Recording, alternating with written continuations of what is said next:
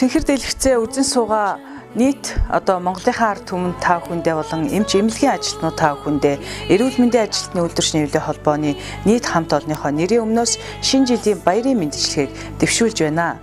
2017 он бол эрүүл мэндийн ажилтны үйлдвэрчний хөвлийн холбооны хувьд бас их ажлын жил байлаа. 17 онд Монголын үйлдвэрчний хөвлийн холбооны түүхэн 100 жилийн тохиож олон үйл ажиллагааг эмч эмнэлгийн ажилтнуудынхаа нэрийн өмнөөс болон нийт ард иргэд рүүгээ чиглэсэн олон талт үйл ажиллагааг зохион байгууллаа. 2017 он бол бас мөн их тэмцлийн жил байлаа.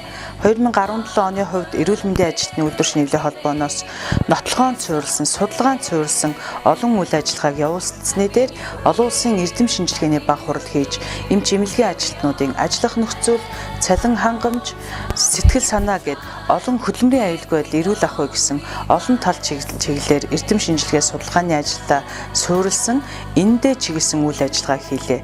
Эрүүл мэндийн салбарын хувьд эрүүл мэндийн ажилтныг эрсдлээс хамгаалах ажлыг эрчимжүүлэх жил болгон зарлаж, сүрээгийн эмч мэрэгчлэтнүүдийн улсын анх дугаар зөвлөгөөнийг зохион байгуулж, тэнд ажиллаж байгаа хүмүүсийн ажиллах орчин нөхцөл, цалин хангамжийг нэмэгдүүлэх талаар багагүй ажил хийсний үр дүнд сүрээгийн эмч мэрэгчлэтнүүдийн эмч ажилчдын цалин хөлс 30%-аар нэмэгдүүлэх шийдвэрийг эрүүл мэндийн яам холбогдох байгууллагуудтай хамтран шийдвэрлэж чадлаа.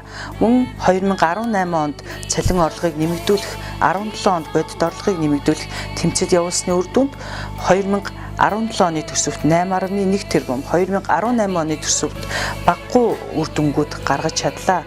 Цаашлаад эрүүл мэндийн ажилтны үйлдвэрчний хөвлийн холбооноос эмч эмнэлгийн ажилтнуудын цалин орлогыг нэмэгдүүлэх, ажиллах орчин нөхцөлийг сайжруулах, мөн хууль эрх зүйн мэдлэгийг дээшлүүлэх, үндэслэгүйгээр ажлаас халагдах, цалин хангамж нь буурах гэд олон зөрчигдсөн эрхүүдийг сэргээхийн төлөө тууштай ажиллах болно.